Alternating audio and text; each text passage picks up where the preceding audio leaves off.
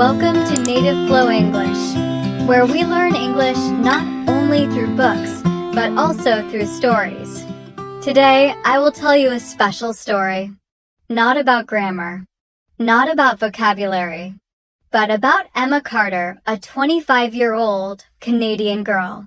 She always carries an old camera and a map full of her own doodles. She doesn't want to learn English in class anymore. She wants to learn from places that touch her heart. And Emma Carter's journey has begun with 7 lands. Are you ready to accompany Emma Carter? Emma Carter woke up one morning and realized something had shifted. Not outside, but inside. The city noise still hummed outside her window. Her coffee still sat in the same chipped mug. The same emails waited in her inbox like uninvited guests. But her heart? Her heart was no longer in the room.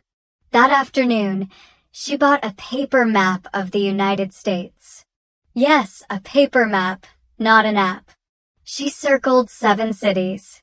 Not because they made sense, but because they made her feel something names she'd heard in old songs, books she never finished, conversations she half remembered with people she no longer called. No husband. No kids. No deadline. No permission needed. She opened her notebook and wrote just one line. I'm going to meet America. And just like that, she began. The first stop was New York City, loud, alive, unapologetic. She sat on a bench in Central Park, holding a hot dog in one hand and a paper napkin flapping in the wind.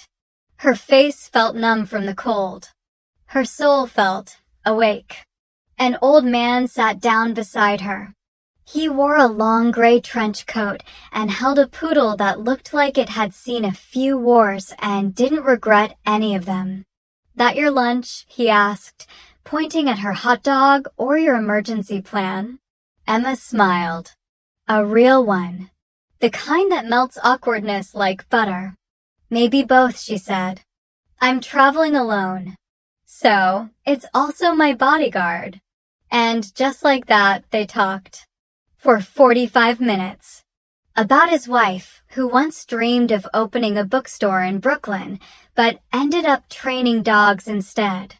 About his grandson, who wanted to be a YouTube English teacher, but currently made donuts in a Whole Foods bakery. Emma asked him, what's the best way to survive New York?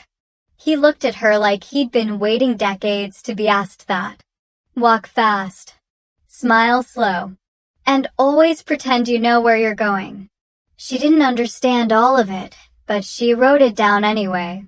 That day, she walked 11 kilometers, didn't get lost once. Or maybe she got lost 100 times, but didn't care. That was new. If you've ever been to New York, you'd know the city doesn't care who you are as long as you stand in the right lane when boarding the subway. If not, well, prepare to receive a lecture in passive-aggressive English that'll last longer than your train ride. Her next stop was Nashville, Tennessee, home of country music and cowboy boots that squeak when no one's watching. On her first night there, she wandered into a tiny bar made of old wood and loud stories. A live band was playing. She ordered a drink and told the bartender, I want something that feels like a hug. He handed her a glass of whiskey mixed with honey and said, That's a southern hug, darling. Then came the cowboy. Tall, guitar in hand, smile like a lyric. He stepped onto the stage and looked directly at her. We need someone who speaks travel English to translate my next song for her. Laughter broke out across the bar. Emma didn't know why she stood up, but she did. She took the mic. She translated the lyrics like they were her own. When you leave home, she said, your suitcase isn't the heaviest thing. It's the people waving goodbye. She didn't remember how many sips of whiskey she had, but she remembered his eyes, singing and silent. She didn't know if that was love, but she knew That was a translation that came from her bones. Have you ever met someone who didn't need to ask you anything because somehow they already understood? Do you believe connection starts with a glance or with the moment you're no longer afraid to be seen? Tell me in the comments. Your story might just help someone else find theirs. Emma wasn't sure if this journey was about discovering America or about discovering herself. But after Nashville, something changed. And the Grand Canyon? That would be the first time she'd need to choose not just where she was going, but who she was becoming. Emma Carter had seen photos of the Grand Canyon before, but nothing, no filter, no frame, no quote in cursive font could prepare her for this. It didn't shine. It didn't scream. It simply existed, vast, cracked, magnificent, like the earth itself had opened its chest and dared you to look inside. She stood near the edge, the wind tugging at her scarf, her breath a slow fog against the dry air. She whispered, not to anyone, but to the moment itself. No picture will ever explain this. Behind her, a voice answered. Still trying to translate silence? Emma turned, her heart stumbling before her feet. It was Ben. No guitar. No hat. Just a worn windbreaker and the same eyes that had once translated a song into something she felt in her chest. You followed me? She asked, not angry. Just startled. He lifted a folded napkin. Her handwriting scrawled across it. Meet me west. I thought it was a joke, she said. Ben shrugged. I don't joke in handwriting. They walked along the ridge in silence. Not awkward. Not heavy. Just present. He told her he had been here once before, when he was 14. He had clung to his father's arm, terrified of the height. Emma told him about the dream she once had of falling into the canyon and discovering, mid-fall, that she could fly. You think we're meant to fall? She asked. Ben didn't flinch. Depends on who's standing next to you. They sat on a rock that looked out into forever. For a long time, they said nothing.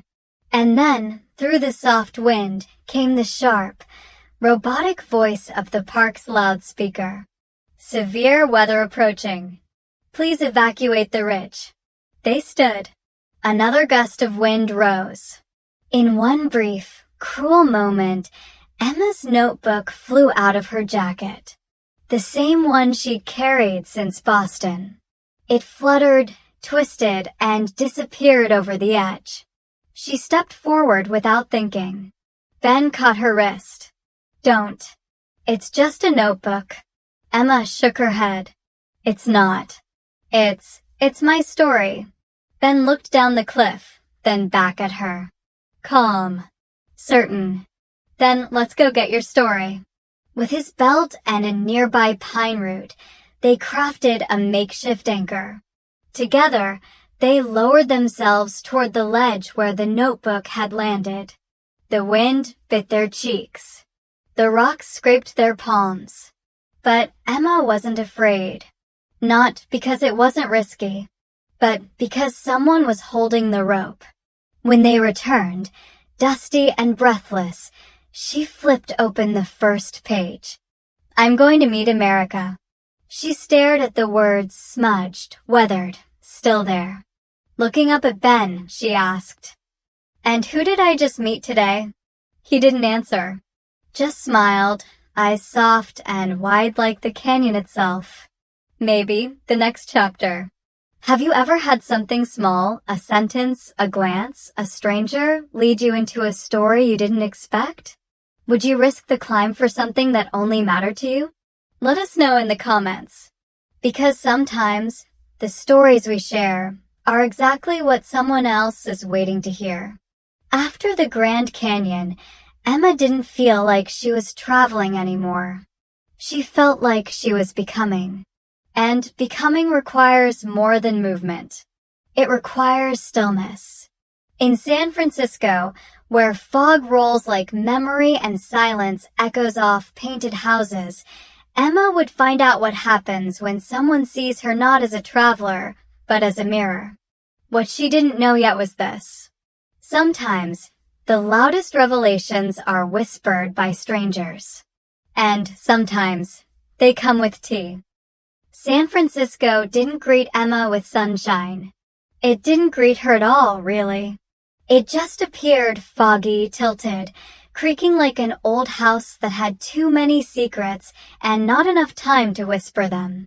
She stood at the edge of the Golden Gate Bridge, scarf pulled up to her ears, hands wrapped around a paper cup of coffee that tasted more like memory than caffeine.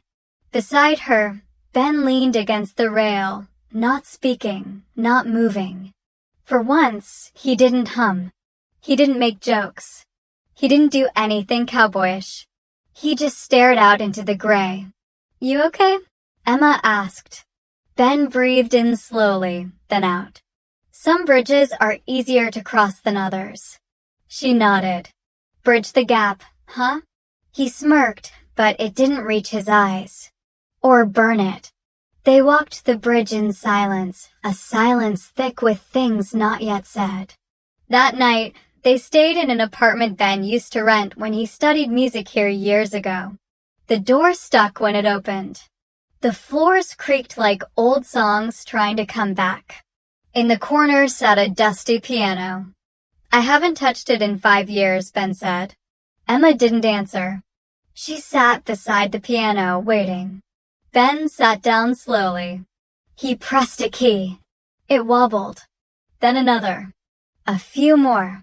A melody began, simple, unfinished, honest. When it ended, he turned to her. "I had a brother, Daniel. We made music together. Then he got sick. And I disappeared. I thought if I kept moving, I wouldn't feel it. But grief has better endurance than I do." Emma reached out and touched his hand. She didn't speak. He didn't need her to. Stillness filled the room. Not awkward, not empty. Just true. The next day, they wandered into a small bookstore in Chinatown.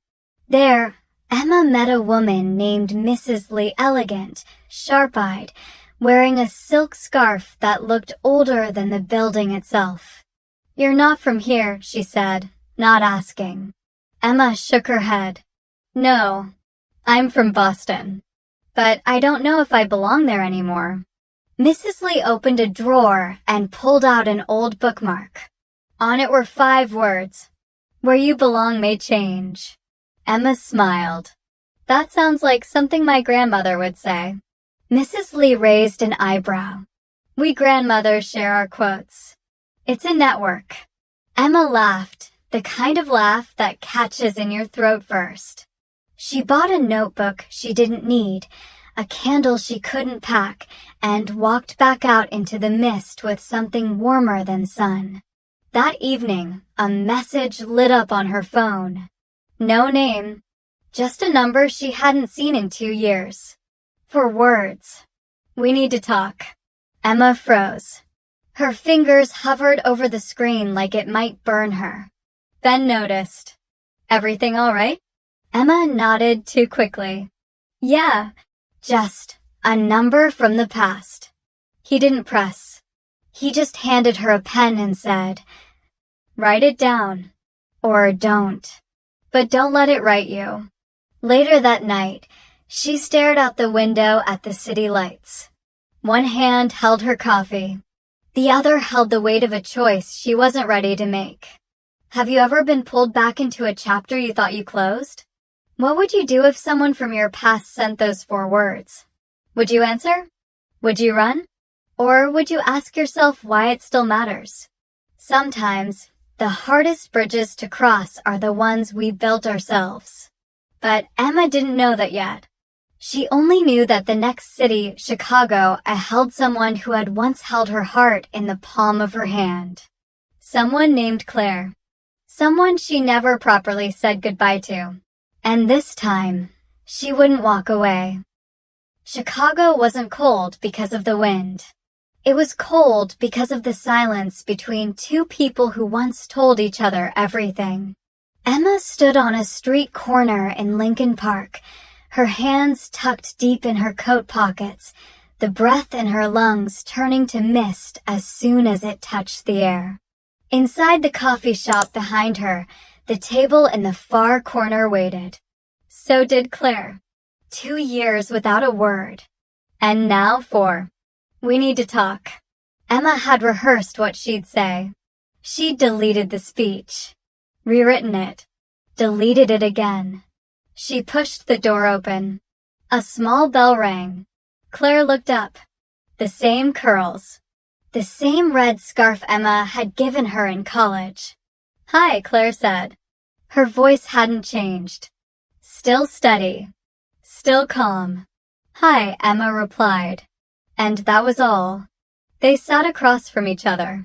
The silence between them wasn't uncomfortable. It was just loaded. Claire tilted her head. "I didn't think you'd come." Emma smiled. Not kindly. Not unkindly. Just honest. "I didn't think you'd reach out." Claire took a breath. "Well, better late than forever." Emma raised an eyebrow. "That's not a real expression."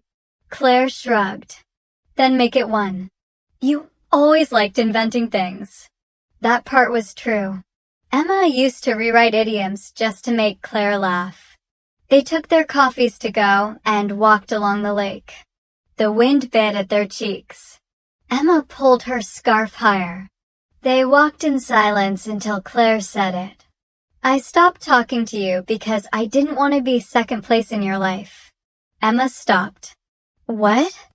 "You fell in love with that boy, not Ben, the college one, and you disappeared. You said you'd still call, still come by. You didn't. I waited. I sent messages. You replied with emojis. I didn't mean to. I know. But you still did." Emma sat on a bench. The lake in front of them was half frozen, like it couldn't decide if it wanted to thaw or stay hidden. "I was broken," she said quietly. "He broke me." "I know that too," Claire whispered. "But you didn't have to break me in the process." Emma looked down at her gloves. They were new. The kind you buy when you forget where you came from. "I didn't know how to keep you and lose him at the same time." Claire nodded. "That's the thing about grief. It's greedy." They sat in silence. A jogger passed.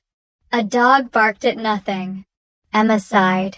"So this is the elephant in the room." Claire smirked. "No, this is the entire zoo." Emma laughed, and just like that, something melted. It didn't fix everything, but it softened the ice. Claire reached into her bag and pulled out a small envelope. "Open it in Seattle." "What is it?" "A goodbye. Or a beginning. Depends on what you need more." Emma took it and held it gently, like it might break. They walked back slowly. Emma could feel her heart doing that thing, tugging and releasing, when something important has been said but not fully understood. At the corner, Claire stopped. "If you ever finish the book, the one we talked about writing together, write me in." Emma smiled. "I already did." "Have you ever lost a friend without a fight, without a goodbye, just space? If you had the chance to say one thing now, what would it be? Comment below. Maybe someone out there needs to read it." As Emma watched Claire walk away, she didn't feel the old pain. She felt the weight lift, not vanish, but shift. Some goodbyes don't slam the door. They just close it gently. And sometimes that's all the closure you need. Next came a place Emma never expected to change her. But it did. In Santa Fe, someone would welcome her not with questions, but with stillness. A stranger who wouldn't ask where she'd been, only whether she wanted tea. And in that silence, something inside her would finally speak. Santa Fe didn't arrive with fanfare. There was no rush of horns or glitter in the air. No skyscrapers, no neon signs. Just warmth. Dry, ancient warmth. And colors that whispered instead of shouted. The air smelled of sage and adobe brick. The streets were soft with dust. Time here walked barefoot. Emma stepped off the bus and looked up. The sky was wide, not just in size, but in presence. She felt like she was standing under something sacred. Her rented room was a tiny casita at the edge of town. Clay walls. One window. A bed that creaked. A kettle that hummed when it boiled. For the first time in weeks, she didn't write. She didn't take pictures. She didn't plan her next stop. She just breathed. On her third morning, she wandered into a dusty art gallery tucked behind a garden full of broken pottery and sunflowers. Inside, it smelled like turpentine and stories. There, she met him. Miguel Alvarez. He looked like he belonged to the building, part man, part wall, part weather. His hair was silver, tied back. His hands were stained with paint. His eyes were quiet. He didn't greet her with a question. He offered tea. They sat by the window. No music. No chit-chat. Just the soft sound of ceramic cups and wind playing with the dry leaves outside. After a long stretch of silence, Miguel spoke, not to break the quiet, but to explain it. Stillness is a language, he said. Most people are too loud to hear it. Emma let the words settle before answering. I don't think I've ever been this still. Miguel smiled gently. That's why your words are finally catching up to you. He led her into his studio. The walls were lined with canvases, all portraits. But none had faces. No eyes. No mouths. Just shapes. Silhouettes painted in wild, bursting colors. Emma tilted her head. Why don't they have features? Miguel paused before answering. People spend their whole lives hiding their face. I paint what leaks through the cracks. She didn't fully understand. But her chest did. Later that night, back in her little room, she took out her notebook, the one that had fallen off the cliff, traveled across states, and held pieces of her no one else had read. She wrote a letter. Not to Ben. Not to Claire. Not even to Thomas. To herself. Dear me. I forgive you. For not speaking when you should have. For staying when it hurt. For leaving when you were scared. And for every time you thought you had to earn being loved. You don't owe anyone your old self. Not even the past. Love. Emma. She folded the page and slipped it into her coat pocket. The next day, before leaving town, she returned to the gallery. Miguel was sitting by the same window, sipping tea. Without a word, she handed him the folded letter. He looked at it, then placed it gently inside a wooden box by the door, a box filled with letters, dried flowers, bookmarks, feathers, small handwritten confessions. He didn't ask. She didn't explain. Outside, the wind picked up. Emma turned to leave. Miguel called after her. Home is not a place, Emma. It's the moment you stop running. She nodded. Once. And kept walking. Have you ever felt more understood by a stranger than by people who've known you for years? If you could write a letter to your past self, what would you say? Tell us below. Sometimes, saying it out loud is how you finally let it go. Emma left Santa Fe without souvenirs. No postcards. No fridge magnets. Just stillness in her lungs. And a quiet kind of peace that didn't ask to be defined. She thought she had gone to Santa Fe to rest. But maybe she had gone there to return, not to a place, but to herself. And then, just when everything felt still, Seattle called. For words. A familiar name. And a door she never thought would open again. Seattle didn't pour. It hovered. The sky hung low, draped in gray like a curtain that never lifted. The streets glistened, not because it had rained, but because it always looked like it might. Emma stepped out of the train station and pulled her coat tighter. There was something about this city that felt like an old voicemail, unread, untouched, still sitting there, waiting. She took a slow walk toward the waterfront, passing cafes that smelled like wet wood and cinnamon. Her phone buzzed. She already knew who it was. Thomas. 2 years since he left. No goodbye. No explanation. Just gone. Now he was here. Seattle. She looked down at the message again. Can we talk? It wasn't a question. It was a key to a door she never planned to open again. That night they met. A quiet bench near the Chihuly Garden. Glass sculptures shimmered under soft lights, like frozen fireworks caught mid-burst. Thomas stood when he saw her. Same coat, same voice, but older. He handed her an umbrella. Emma didn't take it. Don't offer me shelter, she said, after leaving me in the storm. Thomas swallowed. I deserve that. No, she said. You don't deserve anything. That's the point. He sat back down, hands clasped between his knees. I thought disappearing would hurt you less than telling the truth. You didn't even give me the chance to disagree. I know. Silence. Rain tapping on leaves, soft like someone whispering sorry too late. He looked up. I wasn't good then. I'm not saying I'm better now, but I needed to tell you I see it. What I did. What I broke. Emma crossed her arms, more from cold than anger. You didn't just break what we had. You broke how I trusted my own instincts. Thomas nodded. I didn't ghost you, he said quietly. I erased myself. Emma closed her eyes. That's worse, she whispered.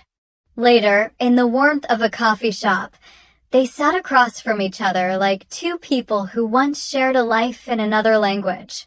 He reached for her hand.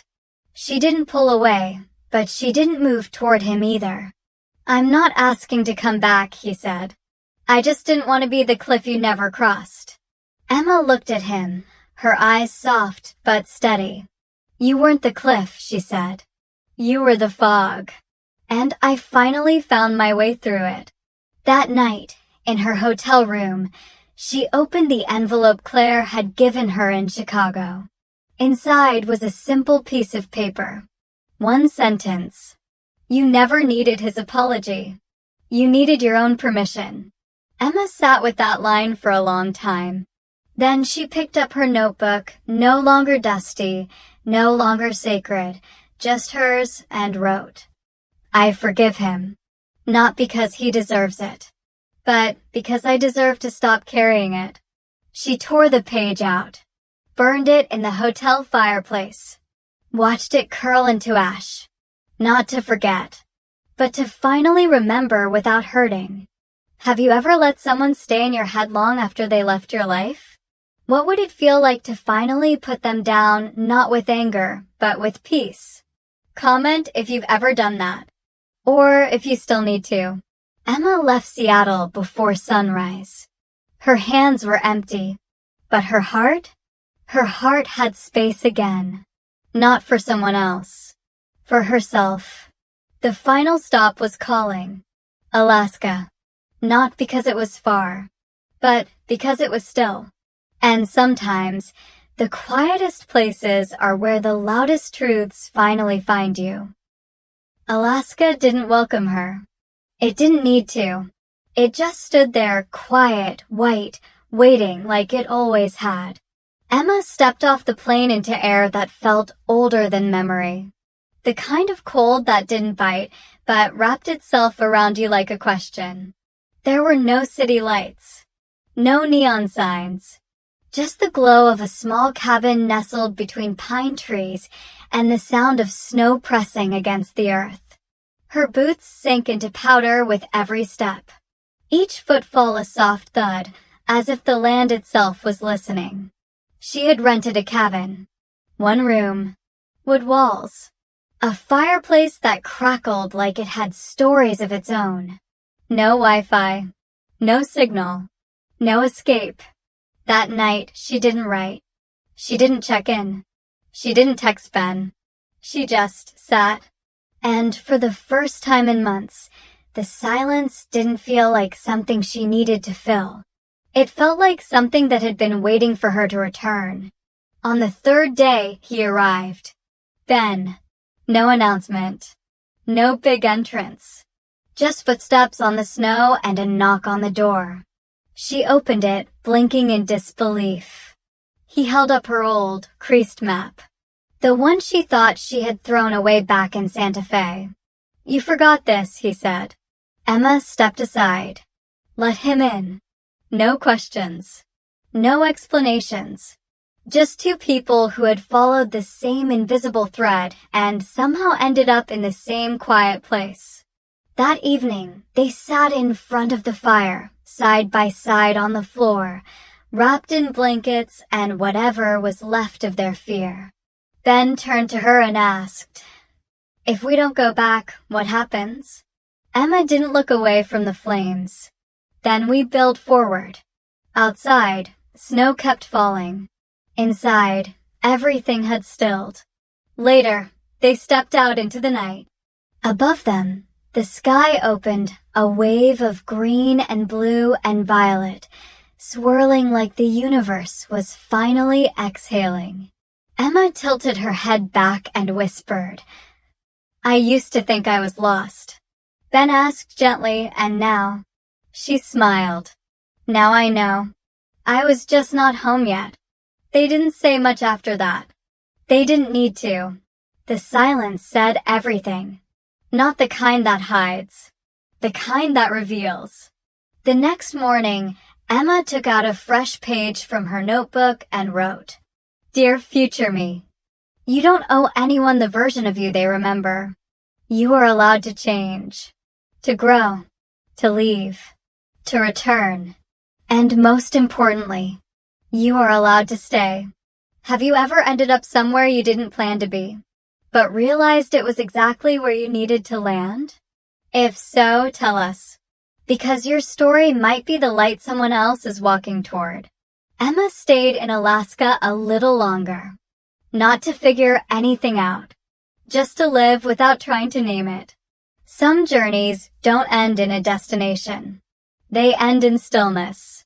And from that stillness, something beautiful begins. So if you're still looking for answers, maybe stop and listen. The truth has been trying to catch up to you all this time. This is the end of Emma's journey, but it might just be the beginning of yours. Would you like me to now compile all 7 parts into one seamless voiceover-ready script?